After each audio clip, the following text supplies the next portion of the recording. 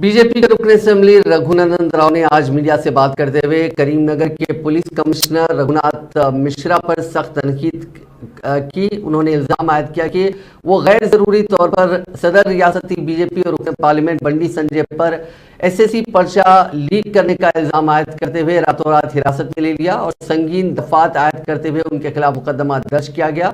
उन्होंने कहा कि एसएससी का इम्तिहान सुबह 9:30 पर शुरू हुआ और 9:37 पर प्रशांत नामी शख्स ने व्हाट्सएप के जरिए पर्चा जारी किया और बंडी संजय को उनके फोन पर 11:14 पर यह पर्चा हासिल हुआ। इसके बाद उन्होंने पर्चे को न तो अराकीन असेंबली और न ही अराकीन पार्लियामेंट और न ही किसी और कायद को रवाना किया। इसके बावजूद पुलिस की जानिब से बंडी संजय को हिरासत में लेना मायना खैज है।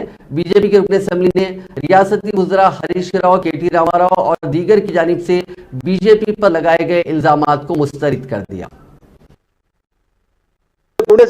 పేపర్ కి ఛానల్ కి అది ముట్టినా ముట్టలేదా ఈ విషయాలు కూడా సిపి రంగనాథ్ గారు చెప్తే ప్రజలు మరి కొంచెం కూడా సంతోషపడేవారు, స్వాగతించేవారు.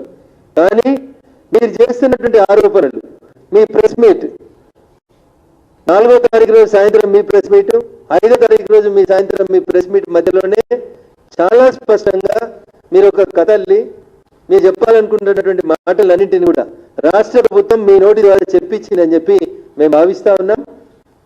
ఇది పూర్తిగా రాజకీయ కక్షతోటి రోజు రోజుకి ప్రజా బాహల్యంలో భారతీయ జనతా పార్టీ